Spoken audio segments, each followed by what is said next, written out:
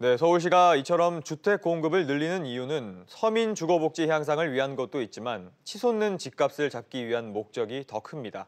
관련해서 올해 집값이 얼마나 올랐는지 또 내년은 어떻게 전망됐는지 취재 기자와 짚어보겠습니다. 황인표 기자 나와 있습니다. 자, 황 기자. 네. 먼저 오늘 서울시가 발표한 계획, 이게 과연 효과가 있을까요? 일단 도로 위에 집을 짓고요. 건물 안에 빈 사무실을 공공주택으로 전환하는 등의 아이디어는 기존에 시도된 적이 없기 때문에 좀 획기적이다 이런 반응이 먼저 나오고 있습니다. 예. 그만큼 풀어야 될 과제도 많은데 일단 도로 위에 인공 지반을 만드는 문제는 안전과 소음, 이 공해 등의 문제가 불거질 수 있고요. 도심 빌딩 안에 사는 문제는 이제 도심이다 보니까 근처에 아무래도 학교라든지 마트, 의료시설 이런 주거 환경이 좀 부족할 수 있기 때문에 수요자들이 실제로 얼마나 몰릴지 좀 더 따져봐야 될 문제 같습니다. 또 공공주택 특성상 기존 주민들을 설득해 나가는 것도 앞으로 문제가 될 것 같고요.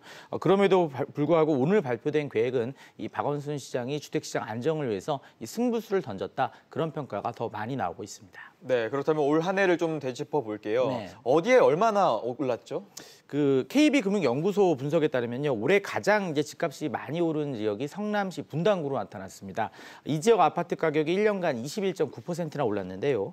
그 다음으로는 대부분이 이제 서울 지역이었습니다. 보시는 것처럼 영등포가 두 번째로 많은 18.3%, 이 강남구가 17.8% 등 두 자릿수 이상으로 많이 올랐고요. 이 서울의 25개구 아파트 값의 상승률은 평균 14%에 달했습니다.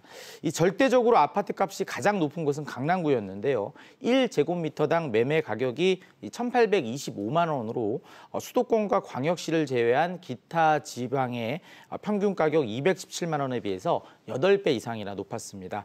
이 평당으로 따져보니까요, 강남권 아파트는 올해 평당 6천만 원을 넘어섰습니다. 네, 반면에 지방은 좀 사정이 좀 달랐죠? 네, 조선과 자동차 등 제조업 경기가 올해 최악이었죠. 이런 것들을 반영해서 이런 산업들이 많이 몰려있는 지역의 집값이 크게 하락했는데요. 예. 경남 거제가 마이너스 10.5%로 가장 많이 떨어졌고, 이어 창원과 마산이 뒤를 이었습니다. 울산과 포항 역시 이런 하락세를 극복하지는 못했습니다.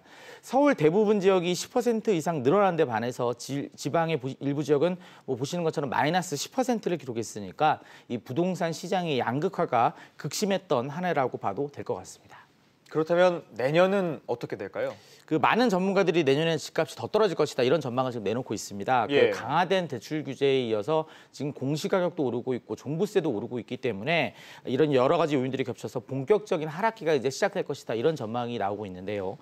다만 서울과 수도권 집값 전망과 관련해서 좀 의견이 엇갈리고 있습니다.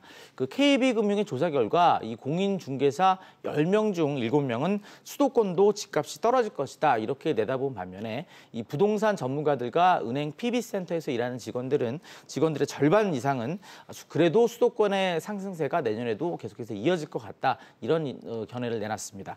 한국은행도 부동산 전문가 170여 명을 대상으로 이 설문을 한번 해봤는데요. 3명 중 2명이 서울 집값이 하락할 것이라고 내다봤습니다. 이 경기와 대전, 세종을 제외한 나머지 지역의 집값이 대부분 떨어질 것으로 내다봤습니다. 네, 알겠습니다. 황 기자 이야기 잘 들었습니다.